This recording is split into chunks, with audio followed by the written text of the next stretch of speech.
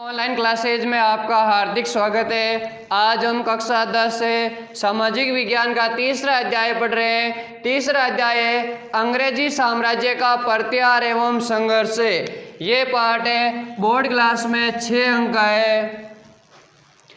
देखो, अंग्रेज भारत में व्यापार करने के लिए आए थे और यहाँ व्यापार करने के लिए आकर के आगे धीरे धीरे भारत में सत्ता प्राप्त करके भारत का शोषण करते रहते।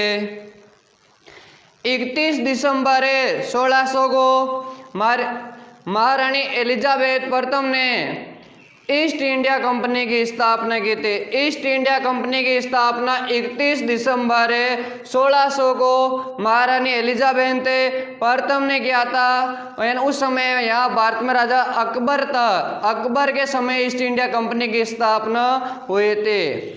अंग्रेजों ने 1604 में मद्रास में फोर्ट सेंट जॉर्ज दुर्ग का निर्माण करवाया था। यानी अंग्रेजों ने अपने निवास करने के लिए मद्रास में एक दुर्ग का निर्माण करते हैं, उसका नाम है फोर्ट सेंट जॉर्ज दुर्ग का निर्माण करवाया था। अब अंग्रेज हॉकिंस के नेतृत्व में 1608 में पहला ब्रिटिश व्यापारिक जहाज हेक्टर, ब्रिटिश व्यापारिक जहाज का नाम है हेक्टर, सूरत बंदरगाह पर पहुंचा था। अंग्रेजों ने अपना पहला व्यापारिक जहाज 1608 में सूरत बंदरगाह पर भेजा गया था। और आगे 1612 में अंग्रेज कप्तान वेस्ट ने सूरत के समीप पुर्तगालियों को पराजित किया था।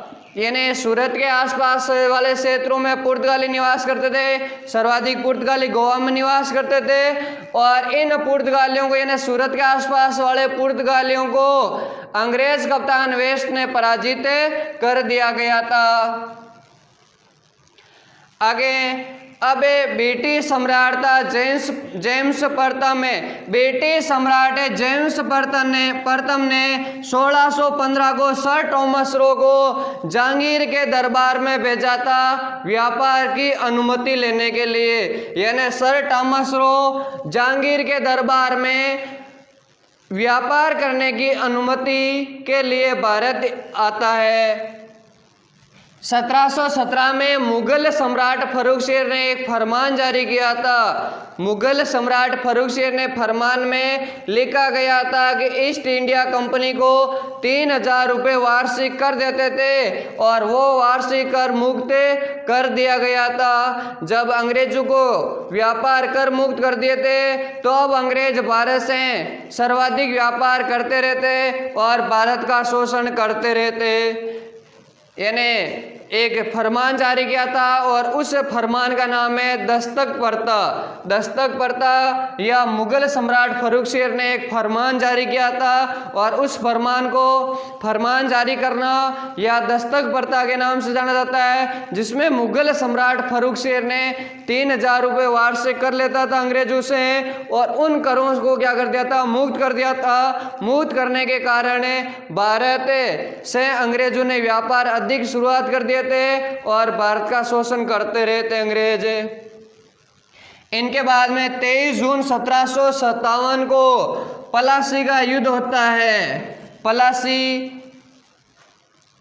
बंगाल में जगह है। पलासी का युद्ध 23 जून 1757 को अंग्रेजों और सिराजुद्दौला के मध्य होता है, जिसमें अंग्रेज जीत जाते हैं। सिराजुद्दौला वहीं युद्ध भूमि में मारा जाता है या हारे जाता है। यानी पलासी का युद्ध 23 जून 1757 को अंग्रेज और सिराजुद्दौला के मध्य होते हैं और इस पलासी के युद्ध में सिराजुद्दौला मारा जाता है।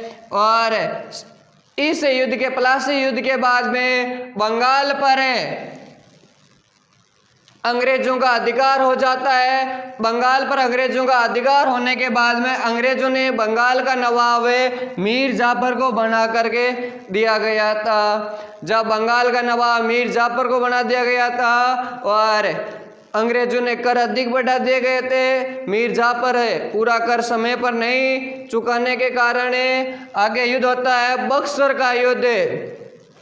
बक्सर का युद्ध 22 अक्टूबर 1764 को होता है और बक्सर का युद्ध में एक तरफ अंग्रेज होते हैं और दूसरी तरफ सुजौदौला, शाह आलम द्वितीय और मीर कासिम, तीनों जने होते हैं और इसमें भी अंग्रेज जीत जाते हैं और सुजौदौला, शाह आलम द्वितीय और मीर कासिम पराजित हो जाते हैं। इस बक्सर के युद्ध के बाद अंग्रेजों का पूरे भारत पर अधिकार हो जाता है, यानी अंग्रेजों ने बंगाल, बिहार, उड़ीसा आदि क्षेत्रों पर अधिकार कर लिया गया था। अब आगे है अंग्रेजों का मराठाओं के साथ संघर्ष। अंग्रेजों और मराठों के बीच में यानी पानीपत का तृतीय युद्ध होता है 14 जनवरी 1761 को। पानीपत का तृतीय युद्ध अहमद शाह अब्दाली और मराठों के बीच में होता है, जिसमें अहमद शाह अब्दाली जीत जाता है और मराठा हार जाते हैं। देखो पानीपत का ये तृतीय युद्ध है। पानीपत के 3 युद्ध होते हैं। पानीपत का प्रथम युद्ध 1526 में हुआ था। पानीपत का प्रथम युद्ध बाबर और इब्राहिम लोदी के बीच में हुआ था। उसमें बाबर जीत जाता है, बाबर और इब्राहिम लोदी हार जाता है। पानीपत का द्वितीय युद्ध होता है। पानीपत का द्वितीय युद्ध अकबर और हेमू के बीच में हुआ था, जिसमें अकबर जीता था और हेमू हार गया था। पानीपत का तृतीय युद्ध अहमद शाह अब्दाली और मराठों के बीच में होता है, जिसमें अहमद शाह अब्दाली जीत जाता है और मराठा पराजित हो जाते हैं। अब 1772 में मराठा पेशवा माधवराव की मृत्यु हो जाती है। माधवराव की मृत्यु के बाद में अगला जो पेशवा बनता है उसका भाई नारायण शाह पेशवा बनता है, किंतु इनका चाचा रघुनाथ राव ये भी पेशवा बनना चाहता था और यहाँ पेशवा कौन बन गया था? माधवराव की मृत्यु के बाद में उसका भाई नारायण शाह बन गया था। तब क्या हो गया था, रघुनाथ राव अंग्रेजों के पास चला गया था और अंग्रेजों और रघुनाथ राव के मध्य सूरत की संधि हुई थी। सवाल आता है सूरत की संधि कब और किन किन के बीच में हुई थी? सूरत की संधि रघुनाथ राव और अंग्रेजों के मध्य हुई थी और ये संधि सूरत की संधि 6 मार्च 1775 को हुई थी। इस संधि की शर्तें यही है, अंग्रेजों ने रघुनाथ राव को पेशवा बनाने में क्या करेंगे? पूरा सहयोग करेंगे। यानी अंग्रेजों का पूरा यही कार्य रहेगा कि रघुनाथ राव को पेशवा बनाएंगे और पेशवा बनाने के बाद में ये रघुनाथ राव अंग्रेजों को बेसीने साल छोटे सूरत का आधा कर है जो अंग्रेजों को देगा। अब आगे हैं प्रथम आंग्ल मराठा युद्ध। प्रथम का मतलब पहला, आंग्ल का मतलब अंग्रेज, मराठा मतलब मराठा, यानी अंग्रेजों और मराठाओं के बीच में पहला युद्ध यानी प्रथम आंग्ल मराठा युद्ध 1775 से लेकर के 1782 तक चला था। और इस प्रथम आंग्ल मराठा युद्ध में अंग्रेज और मराठाओं के मध्य हुए थे, जिसमें मराठा जीत गए और अंग्रेज हार गए थे। ये हार जाने के बाद प्रथम आंग्ल मराठा युद्ध बड़गांव की संधि के होती है। बड़गांव की संधि 1799 में हुई थे और इस संधि की शर्त यही थी, अंग्रेजों द्वारा जीते गए सारे प्रदेश वापस लौटा देंगे और रघुनाथ राव को पुणे पेशवा दरबार के हवाले करना और अंग्रेजों द्वारा 41,000 युद्ध हर्जाने के रूप में देना था। ये इस संधि की 3 शर्तें थी। तो बड़गांव की संधि कब और किन किन के मध्य हुई थी? बड़गांव की संधि अंग्रेजों और मराठाओं के बीच में 1799 में हुई थी और इसकी शर्त क्या है? यानी अंग्रेजों द्वारा जीते गए प्रदेश पुणे वापस मराठाओं को देना और मराठा पेशवा था रघुनाथ राव को दरबार में हवाले करना और अंग्रेजों द्वारा 41,000 रुपये युद्ध हारने के रूप में देना था। द्वितीय आंग्ल मराठा युद्ध यानी दूसरा अंग्रेजों और मराठाओं के बीच में युद्ध हुआ था आंग्ल अंग्रेज मराठा यानी द्वितीय आंग्ल मराठा युद्ध अंग्रेजों और मराठाओं के बीच में युद्ध हुआ था। जब पहले प्रथम आंग्ल मराठा युद्ध में मराठा जीत जाते हैं और द्वितीय आंग्ल मराठा युद्ध में मराठा अलग अलग पेशवा बनकर के अंग्रेजों से युद्ध करते हैं। जब अलग अलग युद्ध करेंगे तो हार जाते हैं मराठा। यानी 1802 से 1805 के बीच में द्वितीय आंग्ल मराठा युद्ध हुआ था। इसमें मराठा सरदार अंग्रेजों से अलग अलग युद्ध करते हैं। दक्षिणी भारत में भोसले और अंग्रेजों के बीच में होता है 1803 को युद्ध में, और उसमें अंग्रेज जीत जाते हैं और भोसले हार जाते हैं। हारने के बाद अमरगांव में युद्ध होता है और अमरगांव के युद्ध में अंग्रेज जीतने के बाद में देवगांव की संधि करते हैं। देवगांव की संधि 1803 को होती है। इनके बाद में दूसरा जो मराठा है वो है सिंधिया। तो एक लालवाड़ी के युद्ध में अंग्रेजों ने सिंधिया को हरा दिया था। हरा करके 1803 में सुरजी अर्जुन गांव की संधि होती है। सुरजी अर्जुन गांव की संधि अंग्रेजों और मराठाओं के बीच में, और इसमें मराठा सिंधिया था। देवगांव की संधि अंग्रेजों और मराठाओं के बीच में, इसमें अंग्रेज और मराठाओं में भोसले। आगे तृतीय आंग्ल मराठा युद्ध। तृतीय आंग्ल मराठा युद्ध में अंग्रेजों ने एक तो कीर्की को हराता है सीतवाड़ी स्थान पर, और दूसरा मराठा होलकर को महेंद्रपुर स्थान पर हरा देता है। इन दोनों को हराने के बाद में अंग्रेज अधिकारी मेलकोम ने 1818 में पेशवा से संधि करते हैं और संधि करके पेशवा पद को समाप्त कर देते हैं। यानी अंग्रेजों ने फूट डालो और राज करो नीति का फुल समर्थन किया था, और फूट डालो राज करो की नीति के तहत अंग्रेजों ने अधिक समय तक शासन कर लिया गया था। अब आगे अंग्रेजों का मैसूर से संघर्ष है। यानी मैसूर के दो राजा थे, हैदर अली और टीपू सुल्तान। अंग्रेजों का मैसूर के राजा हैदर अली से और टीपू सुल्तान से युद्ध होता है। अब प्रथम आंग्ल मैसूर युद्ध है। पहला आंग्ल ने अंग्रेज मैसूर का शासक है। प्रथम आंग्ल मैसूर अंग्रेजों और हैदर अली के मध्य युद्ध होता है। प्रथम आंग्ल मैसूर युद्ध। हैदर अली ने मैसूर के शासक नंदराज से सत्ता छीन करके सर्वेसरा राजा बन जाता है, और हैदर अली स्वयं को 1776 में एक राजा घोषित कर लेते हैं, और 1767 में प्रथम आंग्ल मैसूर युद्ध होता है, और उसमें हैदर अली ने अंग्रेजों के ऊपर आक्रमण करते हैं और आक्रमण करता है जिसमें हैदर अली जीत जाता है पहले युद्ध में, और जीतने के बाद मद्रास की संधि करते हैं 1799 में। मद्रास की संधि अंग्रेजों और मैसूर के शासक हैदर अली के मध्य होते हैं, जिसमें एक दूसरे के जीते हुए प्रदेश वापस लौटा दिए जाते हैं। तो सवाल आता है मद्रास की संधि कब हुए, किन किन के बीच में हुई थे। मद्रास की संधि अंग्रेजों और हैदर अली के मध्य हुई थी, जिसमें एक दूसरे के जीते हुए प्रदेश वापस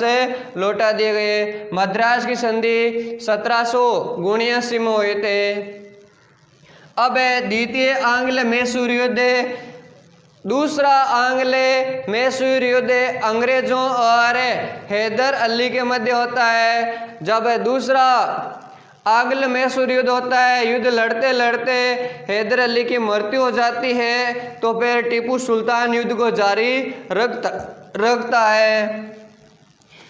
दूसरा आंग्ल मैसूर युद्ध 1780 में हैदर अली और अंग्रेजों के मध्य हुई थी युद्ध होता है, और इस युद्ध में 1782 में हैदर अली की मृत्यु हो जाती है। हैदर अली की मृत्यु के बाद टीपू सुल्तान युद्ध का कार्यभार ग्रहण करके युद्ध को जारी रखता है, और फिर युद्ध को 1784 को मंगलोर की संधि के द्वारा युद्ध को समाप्त करते हैं। तो मंगलोर की संधि किन किन के बीच में हुई थी। मंगलोर की संधि अंग्रेजों और टीपू सुल्तान के बीच में 1784 1884 को हुई थी, जिसकी मंगलोर की संधि की शर्तें एक दूसरे के जीते हुए प्रदेश से वापस लौटा दिए गए थे। आगे है तृतीय आंग्ल मैसूर युद्ध। तृतीय आंग्ल मैसूर युद्ध अंग्रेजों और टीपू सुल्तान के बीच में होता है। 1790 को टीपू ने ट्रावनकोर पर आक्रमण कर दिया था। जब टीपू ने ट्रावनकोर पर आक्रमण किया था तो कॉर्नवालिस ने पीछे से विशाल सेना लेकर के मैसूर पर आक्रमण कर दिया था और मैसूर पर आक्रमण करके टीपू को पराजित कर दिया गया था। टीपू को पराजित करने के बाद श्रीरंगपट्टनम की संधि हुए थे। श्रीरंगपट्टनम की संधि 23 फरवरी 1792 को अंग्रेजों और टीपू सुल्तान के बीच में हुई थी। इस संधि के द्वारा टीपू ने मैसूर का आधा भाग अंग्रेजों को देना पड़ा था और 3 करोड़ रुपए की राशि युद्ध हारने के या युद्ध हार जाने के रूप में देना पड़ा था टीपू ने अंग्रेजों को। और टीपू ने अपने 2 पुत्र को बंदी बना करके अंग्रेजों के पास भेज दिए गए थे। यानी श्रीरंगपट्टनम की संधि 23 फरवरी 1792 को अंग्रेजों और टीपू सुल्तान के मध्य हुए थे और इसमें अंग्रेजों को सर्वाधिक फायदा होता है, यानी मैसूर का आधा हिस्सा मिल जाता है और 3 करोड़ रुपए युद्ध हार जाने के रूप में मिल जाते हैं। और टीपू के 2 पुत्र है वो भी अंग्रेजों के एक बंदी के रूप में स्वीकार होते हैं। आगे चतुर्थ आंग्ल मैसूर युद्ध। चतुर्थ आंग्ल मैसूर युद्ध अंग्रेजों और टीपू सुल्तान के बीच में होता है। वेलेस्ली ने एक सहायक संधि प्रथा शुरुआत की थी, यानी उस सहायक संधि के द्वारा एक पत्थर पर हस्ताक्षर करके उसकी अधीनता स्वीकार कर दिए जाते हैं। जब टीपू ने अधीनता स्वीकार नहीं की थे और टीपू ने इस सहायक संधि प्रथा को अस्वीकार कर दिया था। अस्वीकार करने के कारण 1799 में टीपू सुल्तान और अंग्रेजों के मध्य युद्ध होता है, जिसमें टीपू सुल्तान मारा जाता है। टीपू के मरने के बाद अंग्रेजों ने श्रीरंगपट्टनम दुर्ग जीत लिया और अंग्रेजों ने मैसूर की स्वतंत्रता को समाप्त कर दिया, यानी मैसूर पर अब अंग्रेजों का शासन हो गया। श्रीरंगपट्टनम का ये तो दुर्ग जीते हैं चतुर्थ आंग्ल मैसूर युद्ध में और श्रीरंगपट्टनम की संधि होते हैं तृतीय आंग्ल मैसूर युद्ध में। आप इनका स्क्रीनशॉट ले सकते हैं। आगे है अंग्रेजों का सिखों के साथ संघर्ष। अंग्रेजों और सिखों के मध्य 1809 में अमृतसर की संधि हुई थी। आगे है प्रथम आंग्ल सिखों का युद्ध। प्रथम आंग्ल सिखों का युद्ध में अंग्रेजों और सिखों के मध्य युद्ध एक सबराहों का युद्ध होता है अंग्रेजों और सिखों के मध्य, जिसमें अंग्रेज जीत जाते हैं और सिख हार जाते हैं और फिर सिखों को लाहौर की संधि करनी पड़ती है।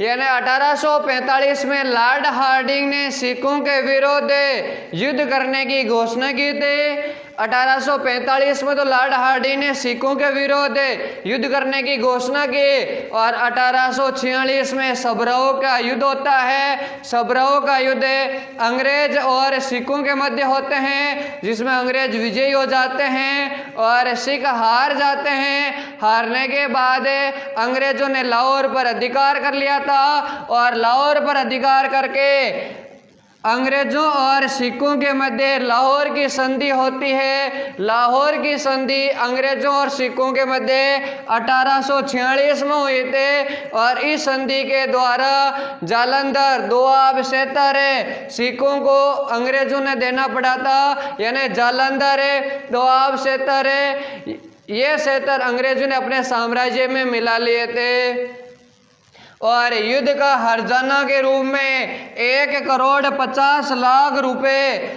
सिखों ने अंग्रेजों को दिए थे।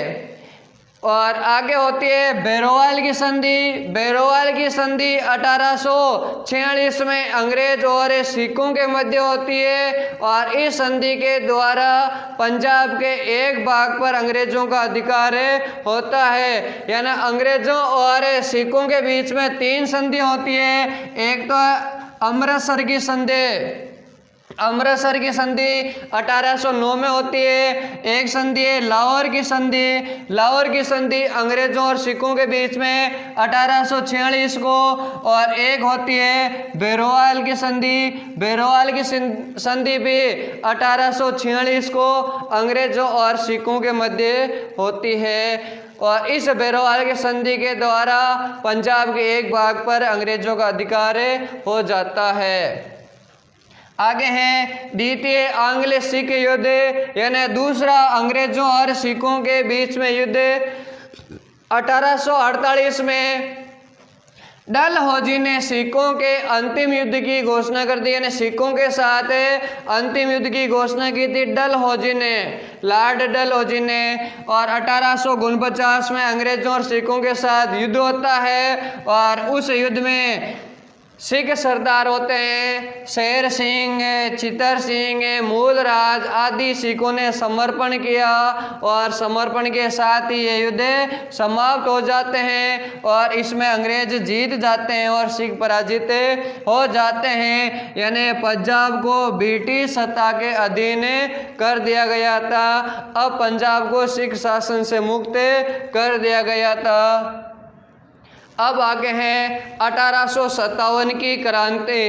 1857 की क्रांति को सुरेंद्र नाथ सेन ने कहा था। 1857 की क्रांति धर्म से प्रारंभ हुई थी जो स्वतंत्रता संग्राम में तक जाकर समाप्त हुए थे। यानी धर्म के नाम से शुरुआत हुए थे भारतीय हिंदू धर्म के और अंग्रेज ईसाई धर्म, इस तरह से धर्म से प्रारंभ होकर के स्वतंत्रता संग्राम में जाकर समाप्त हुई थी। डॉक्टर विनायक दामोदर सावरकर ने अपनी पुस्तक वार ऑफ इंडियन इंडिपेंडेंस में भारत का प्रथम स्वतंत्रता संग्राम का, ये सवाल कई बार पूछा गया है। 1857 की क्रांति को भारत का प्रथम स्वतंत्रता संग्राम में किसने कहा था? वीर सावरकर ने कहा था या विनायक दामोदर सावरकर ने कहा था। और विनायक दामोदर सावरकर की पुस्तक है वार ऑफ इंडियन इंडिपेंडेंस और भारत का स्वतंत्रता समर दूसरा।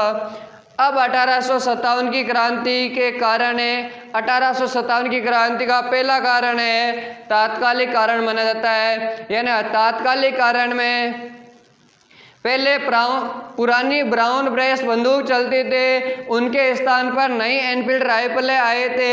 उन नई एनफील्ड राइफलों के ऊपरी कारतूस को मुंह से काटना पड़ता था और इन कारतूसों में गाय और सुअर की चर्बी लगी हुई थी और इन गाय और सुअर की चर्बी लगी होने से हिंदू और मुस्लिम धर्म का अपमान हो रहा था। गाय को हिंदू धर्म मानते थे विशेष और सुअर को मुस्लिम धर्म, यानी दोनों धर्मों ने अपना अपमान समझा था। तो इसके कारण यानी उन कारतूसों में गाय और सुअर की चर्बी लगी हुई थी तो उन कारतूसों को मुंह से काटने से मना कर दिया गया था। सबसे पहले मना किया था मंगल पांडे ने गुंटी स्मारक को बैरकपुर छावनी से इन कारतूसों को मुंह से काटने से मना कर दिया था। मना करने पर मंगल पांडे को उसी समय क्या कर दिया था? मार दिया गया था। यानी 1857 की क्रांति में सबसे पहला बलिदान मंगल पांडे ने दिया था। भारत में सर्वप्रथम 1857 की क्रांति मेरठ से हुई थी। मेरठ से 1857 की क्रांति 10 मई 1857 को हुई थी। यानी 10 मई 1857 को मेरठ से क्रांति शुरुआत हुई थी और क्रांतिकारियों ने अंग्रेजों का विरोध करते हुए कैदियों को छुड़ा करके दिल्ली की तरफ रवाना हो गए थे। तो भारत में सर्वप्रथम क्रांति 10 मई 1857 को मेरठ से हुए थे। आगे 1857 क्रांति दिल्ली से 1857 की क्रांति का नेतृत्व बहादुर शाह जफर ने या बहादुर शाह द्वितीय ने किया था। और दिल्ली में 1857 की क्रांति, 12 मई 1857 को क्रांति शुरू हुए थे। वहाँ अंग्रेज अधिकारी विलोबी ने क्रांतिकारियों का सामना किया था, लेकिन क्रांतिकारियों ने विलोबी को पराजित कर दिया गया था। अब भारतीयों की फूट का फायदा अंग्रेजों ने उठाया और 5 दिन बाद यानी अंग्रेजों ने वापस दिल्ली पर अधिकार कर लिया गया था। वापस अधिकार करके बहादुर शाह को बंदी बना लिया गया था। बहादुर शाह को बंदी बना करके रंगून जेल में भेज दिया गया था और वहीं पर 1862 में बहादुर शाह की मृत्यु हो गए थे रंगून में। तो सवाल आता है, दिल्ली से 1857 की क्रांति को समझाइए। दिल्ली में 1857 की क्रांति का नेतृत्व बहादुर शाह जफर ने किया था या बहादुर शाह द्वितीय ने किया था। और दिल्ली से 1857 की क्रांति 12 मई 1857 को हुई थे और अंग्रेज अधिकारी विलोबी ने क्रांतिकारियों का सामना किया था, लेकिन क्रांतिकारियों ने विलोबी को पराजित कर दिया। भारतीयों की फूट के कारण अंग्रेजों ने 5 दिन बाद पुनः दिल्ली पर अधिकार कर लिया था। पुनः अधिकार करके बहादुर शाह को बंदी बना लिया गया था और रंगून जेल में भेज दिया गया था और 1862 में बहादुर शाह की मृत्यु हो गए थे। आगे है अवध से 1857 की क्रांति। अवध से 1857 की क्रांति का नेतृत्व बेगम हजरत महल ने किया था और अवध से 1857 की क्रांति 4 जून 1857 को हुई थी। बेगम हजरत महल ने अपने पुत्र को नवाब घोषित करके अंग्रेजों से संघर्ष करना शुरुआत कर दिया था और अंग्रेजों से संघर्ष करे अंग्रेज रेजिडेंसी में आग लगा दी गए थे। अंग्रेज रेजिडेंट में आग लगाए थे तो उसमें हेनरी लॉरेंस अंग्रेज अधिकारी मारा जाता है और बाद में कैम्पबेल ने वापस लखनऊ या अवध पर अधिकार कर लिया गया था। यानी अवध से 1857 की क्रांति का नेतृत्व बेगम हजरत महल ने, यानी 2 महिलाओं ने करते हैं। एक तो अवध से बेगम हजरत महल और एक झांसी से रानी लक्ष्मीबाई ने। 2 जगह से महिला क्रांतिकारियों ने 1857 की क्रांति का नेतृत्व किया था। तो बेगम हजरत महल ने अवध से किया था और अवध से 4 जून 1857 को क्रांति शुरुआत हुई थी और रेजिडेंसी में आग लगाने के कारण हेनरी लॉरेंस आग में मारा गया, जिंदा जल गया था। आगे है कानपुर से 1857 की क्रांति। कानपुर से 1857 की क्रांति का नेतृत्व नाना साहब और तात्या टोपे ने किया था। नाना साहब और तात्या टोपे ने कानपुर से क्रांति का नेतृत्व किया था और कानपुर से क्रांति 5 जून 1857 को शुरुआत हुई थी। क्रांति यानी नाना साहब और तात्या टोपे ने अंग्रेजों का खूब समय तक सामने किया था, लेकिन कैम्पबेल ने पुणे कानपुर पर अधिकार कर लिया गया था।